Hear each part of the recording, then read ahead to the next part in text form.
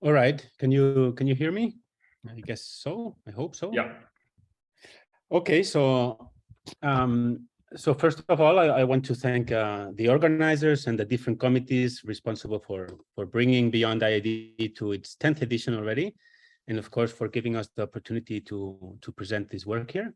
So in this talk, I will go beyond the standard statistical inference setting by considering, of course, non-IID samples, but also in another way by considering problems that don't have a fixed horizon, so that the number of observed samples is itself a stochastic variable. Okay, so that's a trademark of this work. So I will start warming up with a paradigmatic sequential analysis problem of hypothesis testing, and then later move to the latest results that I have with Marco Vanizza and Christoph Hirchenau-Nuss on quantum change point. Okay, so I will start from scratch almost. I guess the audience doesn't need an introduction to hypothesis testing. I just do it for myself, okay, to warm up. So imagine that you have two hypotheses, coin A and coin B, and these hypotheses are reflected in reality by the distribution of the observations that you get. No, so if you have the golden coin, you get the heads with P, or if you had the silver coin, you get Q. Of course, you don't see the color, and now you toss the coin n times, and now based on the observations that you have to decide what coin you pick. Okay, and now since this is IID, you know perfectly what to expect. What is a probability distribution if it's coin A, or what is a probability distribution if it's coin B. Okay, and in practice, you toss your coins and you get one of these, one type here, one number of heads or tails, whatever. And now, if you want to minimize, say, the average error, what you have to choose is the maximum likelihood. Pick the hypothesis that gave this result with highest probability. Okay, so here the error will be exactly the opposite. The probability of getting coin A, this will be an error. Okay, so if you want to minimize the average error, the best thing you can do, if you notice all this part of the curve, this is higher than the other one, so you vote for this one, and in the other side, you vote for the other one. Okay, and the error that you commit is precisely the area under this curve. Now, when you toss not 50 times, but thousands, this curve remains the same, but it becomes more and more narrow, and this makes that this error decreases exponentially with the number of samples that you have. Okay, and moreover, if you are in a scenario where maybe the committing one type of error is worse than another one, you might be interested, say, if coin B actually represents a test on COVID, and this in particular will be a non-healthy patient, then you want this error to be very small. Maybe it's not so important to minimize this one, but you really want to minimize this. What you do, it's quite intuitive. You move this threshold boundary towards this end. So the tail, this red tail, would be smaller. And you could move it all the way down, and this will go very small. But what happens, there's something crucial here that will become also crucial in our proofs, is that if you see this point here, which is where the other distribution is picked, then the actual probability, what ends up happening is that you declare everyone, so the doctor, any patient that comes, you declare him that he's sick.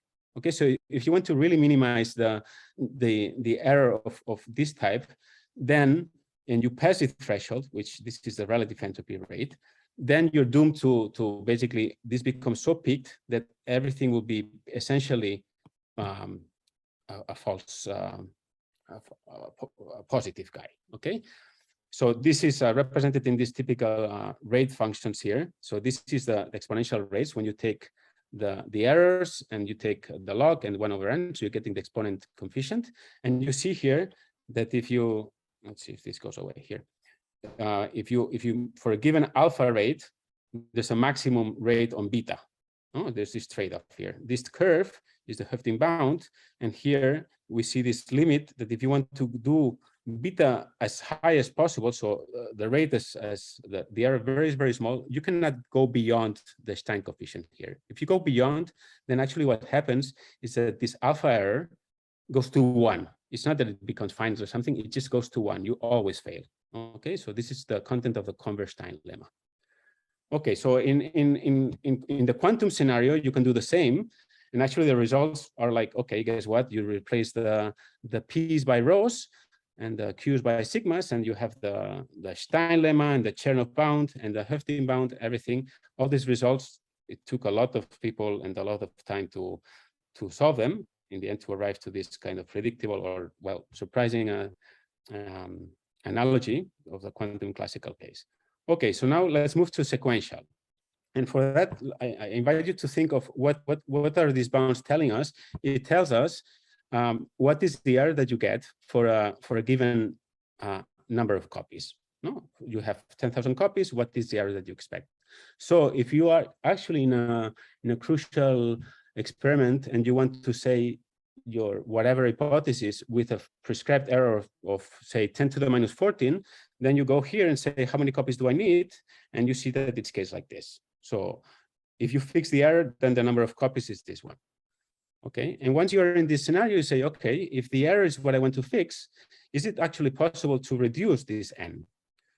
And the answer is yes, because it turns out that when you do the experiment, the outcomes are random, and some outcomes are more informative than some other ones. So you go sampling, instead of tossing the coins all the time, you go tossing one by one.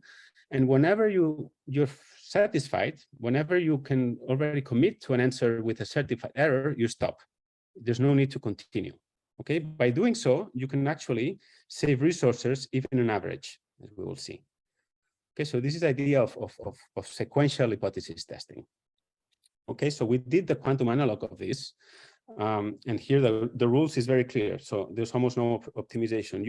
You fix a measurement outcome, you look at it and you compute through Bayes rule, what is the conditional probability that this is caused by hypothesis 1. Okay, and you impose that this has to be larger than 1 minus epsilon. So you have to be very successful. Of course, not all outcomes will have this property, but then you just continue sampling and you only stop when either this success probability is large, very close to 1 for one hypothesis or for the other one. Okay, and then you sample. It's very clear to look. Now, this criteria that I put with this strong error condition, if you manipulate a little bit, it just translates into a condition on the log likelihood. So the log likelihood is just the likelihoods of given an outcome. You compute the likelihood that it was due to one hypothesis or the other one. You compute the ratio and the log. This is very convenient for IID because it translates into a sum of independent variables. Okay, and this is like performing a random walk. So if you're under hypothesis 1, the only statistics that you have to look is at this guy. Okay, so if you get heads, you take a walk of this magnitude. If you had tails, you get the walk step of this magnitude. Okay, and then you start tossing coins, and you see that the random walks clack, clack, clack, clack, goes up like this. You notice that the steps are different size, and at some point, it reaches a threshold. It says, okay, hypothesis 1 is 10,000 more likely than hypothesis 2, and then you stop at this point. Okay, if it's hypothesis 1, the walk has a different trend, and it goes down. And actually, this trend here is quite straightforward to compute because it's the sum of IID variables. Okay, so with probability Q, you perform a step of this size, and with probability 1 minus Q, you perform a step of this size. So the average is just, voila, the relative entropy. So this slope here is actually the relative entropy between both distributions. Under one hypothesis. Under the other hypothesis, you have a similar trajectory, but the slope is minus the relative entropy, but with switch arguments. And of course, it's not symmetric. Okay, so you have these two trends. So now it's quite straightforward to compute what is the average time of hitting this boundary. Okay, so some trajectories will hit it here, some later, and so on. Okay, and this sum is quite, when you look at it, it seems quite complicated because it's a sum of variables, but the sum runs over an index which is random itself. Okay, so this goes from 1 to n, but n depends on the previous measurement outcomes. It depends on where you are, and it's stochastic itself. Okay, but Wald's identity tells us that this average is actually the same as the product of the average of each of the local variables times the average of n. And this is what we want, the average steps that you need to stop. Okay, so you have this equality here, but the left and the right-hand side is, as we said, this guy that we know. And the right-hand side we also know, no? Because the value of z when it stops We know it because it's precisely the point where we tell it to stop. So this is basically A. Z is A or sometimes B, but it's super unlikely, this one. So think of it as just A. So if you say that Z is our log of epsilon, then you arrive that the stopping time on average is log of epsilon divided by the relative entropy. Okay, so this is the classical strategy. Okay, we showed actually that the quantum strategy has also a lower bound. It's lower bounded by a similar quantity, replacing rhos and sigmas. And if you are in a given hypothesis, you can find a measurement that attains this value. And if you are, or another strategy that attains this other value. So this can separately be saturated. Okay, of course, the ideal thing would be to saturate them both.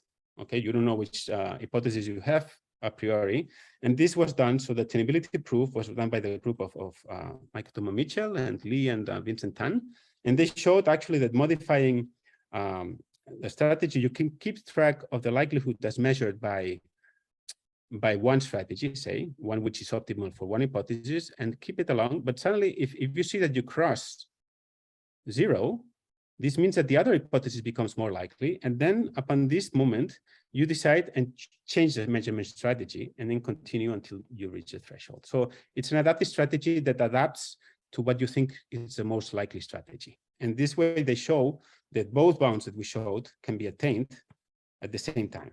Okay, so that's quite cute. Okay, so now with this, the scheme that I had before with the error rates on the deterministic case that you were constrained on under this area, if you work now with sequential analysis, you actually can have alpha and beta independent. You can move all around this area here. Of course, you're limited to the ultimate bounds, these two, but you can move in all this area. There's no trade-off, which is quite appealing. Okay, so now let's move to change point detection. Okay, so a change point is a moment where you're sampling from a distribution at a given moment in time. The distribution changes, its statistical properties change, and now the samples are drawn from another distribution. Okay, of course, you can have multiple change points, and this is like the segmentation problem where you try to identify the different segments. Here we're concerned only about one change point. Okay, so think of a fire alarm that has a default signal when nothing happens, and when there's a fire, suddenly the signal changes the properties. Okay, and you want to detect exactly when it happens. Okay, so changes are very important. There's a lot of literature in the classical case on this, and even in music, if you want. Changes are very appealing, and these are abrupt changes. So there's a moment after and before. The first attempt to solve these problems in the quantum case we did some time ago, and it was in a case with a fixed horizon. So you had a fixed number of copies, and you knew that at some point, so 0, 0, 0, and at some point, this changes to another state. And we wanted to find exactly where this happened, okay? But you know ahead how many copies you had. So you could do a global measurement. And we found that the probability of success goes to a constant, even when the chain is very long. Okay, now what we wanted to tackle, it's perhaps more relevant case, where you want to detect as fast as possible. So it's quickest change point detection. So you're sampling, there's a change, and you want to know as soon as possible, especially if it's a fire or quality control, you want to stop production, say, as soon as possible, okay? So it's not only a matter of locating the change, but of identifying the moment where it occurs. Of course, the decision of saying a change has occurred can only be based on the current outcomes sampling that you have till now. Okay, so this is a change, a stopping problem. Okay, and our task will be, if the change happens in this new, we want to find at some point the statistic will change. It will take some time for you to realize, and this is our change point where you detect it, you signal, and then you stop, and you say, okay, change happened. Okay, in principle, if you go every day saying there's a fire, you can reduce this to 0. Okay, so there's a trade-off between the amount it takes for you to detect the change and how many times you make a false alarm. Okay, so what we impose now is to really minimize this change point detection delay, conditioned on having a fixed rate of false alarm. So I only allow you to falsely claim that there's a fire once per week, and what is now your minimum detection time. Okay, to be more concrete, the the figure of merit we take, it's really the worst case scenario. That's a term that is used in this actually this kind of figure of merit we inherited from the classical case, and it's worst really in all possible sense. So given a measurement record and given nu is the actual stopping time, where the change occurs, given this, you compute a delay. The moment t is the moment that I detect, and nu is the real one. And now you look for this and take the supremum over all possible positions of where the change actually happened and over all possible previous trajectories, okay? And you define this time. And now we want to minimize this time subject to all possible, we want to minimize this over all stopping rules such that they have a bounded false alarm time. This is the problem we want to solve. I don't know how we're doing with time. Well, I guess it's fine. You have still 8-9 minutes for the Perfecto. Okay. So in the 70s, Lorden proved, came up with the QUSUM rule, the cumulative sum rule, which is basically a kind of stopping variable that tells you, you recognize this is like a log likelihood ratio. I will come to it a bit later now. And he proved that this kind of scheme, stopping rule, was optimal, asymptotically optimal. It was later proven by Mustakides that it's also for finite sampling also optimal. But it fulfills this. So given this, the detection time goes like log gamma. Gamma is this false alarm rate divided by the relative entropy as before. Okay. Let me now tell you a bit what is this kind of QUSUM thing. What you're keeping track there is actually you keep track as before of the trajectory of the likelihood ratios. And now you stop whenever the difference between your current point and the minimum of this curve, okay, so in this case, this exceeds a given prefixed threshold value. So whenever this is larger than h, then you stop. Okay, this quantity, it's easily seen that it's actually you stop at the moment where the likelihood of having a change at some point in time is, say, e to the h times larger than not having a change. Okay, so all the time you're measuring how much more likely is the no change from a change happening. Okay, and actually this point can be identified with the most likely position where the change has occurred. With here, we don't care about assessing where it occurred. We are only caring about detecting it as soon as possible. Okay, so and it's clear from this picture also that the time it takes for you to detect the change will be related to the slope, which is again a relative entropy. So we expect this kind of result. What we show now, this is another kind of plot of the same thing. So here you have several trajectories. This is a stochastic, though, so this likelihood is a stochastic function. And now we fix a threshold. Okay, so at every moment in time, we look back and look at the minimum. And whenever the distance between our point and the minimum is larger than h, we stop, we signal a detection, and then that's it. Okay, if we choose this h to be smaller, then of course you expect that the detection time will be smaller. But what can happen is that you actually, since these curves are stochastic, you might be falsely triggering change. Okay, so here, if h is very small, the distance between the minimum and your current point is larger than h, you stop, and this is a false alarm. Okay, so this h kind of tunes the ratio between false alarm, or the trade-off between false alarms and the detection time. And we will be concerned in the limit with this h is large, so that you look for very large false alarm times. Okay, so in the quantum case, just in case something happens and Zoom breaks down, the final result is replacing p's by sigmas. Okay, but again, the result, I mean, it takes a bit of effort to derive this, and the way we prove it is to derive achievability, a lower bound, and then optimality, and it's an upper bound. Sorry. Okay, and this is only like asymptotic regime again. So the achievability is quite straightforward, and it's based on block sampling. Okay, so you take your samples and you take them in big chunks and do exactly the same measurement at every step. Okay, and now you apply the classical QUSUM algorithm. With this, you get the same expression that we had before, but this is now the sample probability on each of these blocks. Now you can try to minimize, or sorry, maximize the over measurements here. And this is called the measured relative entropy. Okay, and in any case, it cannot be better than the quantum relative entropy, which is additive. So you have a K rho, which is beautiful because it cancels with this one. Okay, actually, Masahito Hayashi showed that you can, when K becomes very large, you can approach arbitrarily close the quantum relative entropy. Okay, and it quantifies exactly quite a, I don't know how tight it is, but quite tight bound on this convergence rate. Okay, for us, it's enough. So we can fix the block size that attains our purposes here, and we can get an upper bound. Okay, here it's important that the measurement that Masahito came up with only depends on sigma. So on the state after the change, it doesn't depend on the state. Sorry, it doesn't depend on the state after the change. So it only depends on the state, on the current state of the system, which you typically know.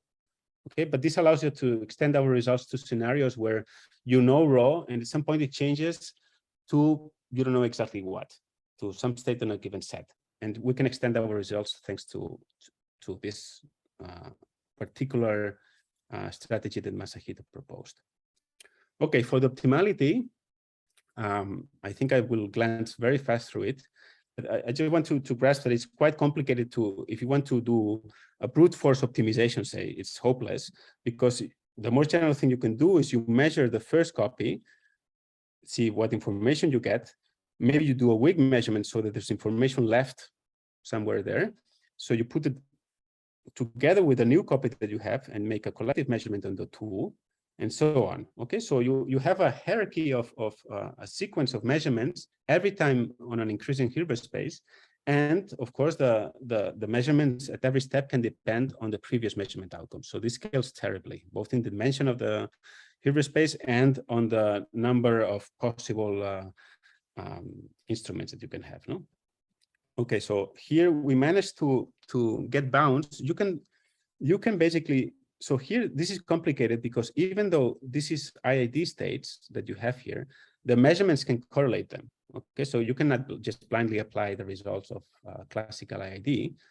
But it turns out that Lai came up with a theorem to extend this kind of change point detection also in Markov chains, or they generalize more and more. And in the end, they took out a quite general theorem that says basically that for any kind of change point problem that you have, the optimal trade-off, so let me read. So no strategies can exceed the trade-off where you have detection time and false alarm time with some I here. This is what we want to find out. And this I you can come up with. So if you find an I, a candidate I, that for which this probability that I will comment now goes to 0 as you increase the number of samples of n. So this is n dependent, so it's no sequential, this is fixed. If you prove that such a probability goes to 0, then, and notice the I here, then this is fulfilled. Okay, so for us, we can use this and just find a candidate I that fulfills this. Okay, we had to adapt a bit the theorem to our setting, and it's in the supplemental of our paper, but it's essentially based on this theorem by Lai and also exposed in Tartakovsky. Okay, so now this object that we want to quantify, and I'm close to finishing now, I hope, it's exactly the probability of these trajectories that we have here. Okay, so this probability is conditional on the change happening at a given nu. Okay, and now you only look at the likelihood from this nu on, conditional to the past. So this is all conditional to what happens in the past. And then from here on, you keep track of what is this likelihood, and you look at up to a fixed n, and you look whether in the past, it doesn't have to be in the end, in the past, somewhere in the past, you exceeded this in. Okay, if you exceeded this in here, this is the event that we want. Okay, so we want to say basically that it's impossible, no matter how large n, it's impossible that this guy, there's a maximum that exceeds this when I make n large. This is an event with probability 0, okay, or measure 0. Okay, and we managed to prove this in the end, there's two essential ingredients. So we use, in a way, we translate our sequential strategy into a fixed end strategy. And we can interpret it as a binary hypothesis test. And then this is something that you use a lot in this kind of sequential thing. So the fact that you're looking at the log likelihood ratio all the time, it means that knowing the current state of the log likelihood ratio, this relates actually Q and P. So you can exchange any kind of measure. If you have to do an average over Q, you can change it into an average over P by this change of measure, because here there's the likelihood ratio, no? So any integral over Q, you can change in an integral over P. And in this case, since we only look at trajectories with this likelihood exceeds this Ni here, we can bound this. And this allows us to say that in our hypothesis testing, our kind of fake hypothesis testing, you have an alpha type 1 error that is smaller than e to the Ni. Okay. Now, we know perfectly, as I told you before, that if you pick this I to be the quantum relative entropy, then the other error, the beta, must go to 1. So this, our probability that we wanted, this goes to 0. Okay, so putting this in the previous theorem, we managed to prove the optimality. Okay, also very briefly, just to comment, we have an extensions to channels. It's not such a close. I mean, we have one in terms of regularized relative or measured relative entropy, but the lower bound is based on this sandwich relative entropy. Okay, it is conjectured that these two, they coincide, but it's not proven yet, as far as I know. Maybe we have maybe somebody proves it here beyond the ID. But if this conjecture is true, then we'll have also the attainability or the ultimate quantum limit for channels. Okay, and with this, I finish just to say that we have introduced these sequential analysis methodologies in the quantum setting, okay, and show that it can have important reductions of resources, at least in average. And especially it opens to a new kind of problems also. Okay, so this change point problem is just one example.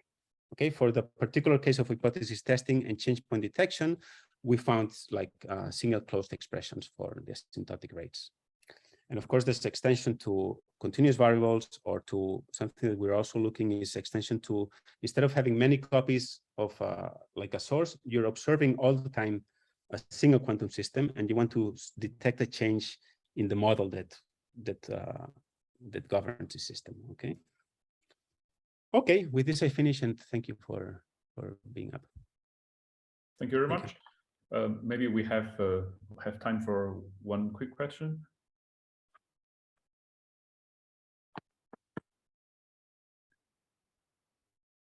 I actually have a small question. So I guess you're assuming that your initial guess, your guess of the initial state is correct, right? If that one is incorrect, is that taken into account for your error probabilities?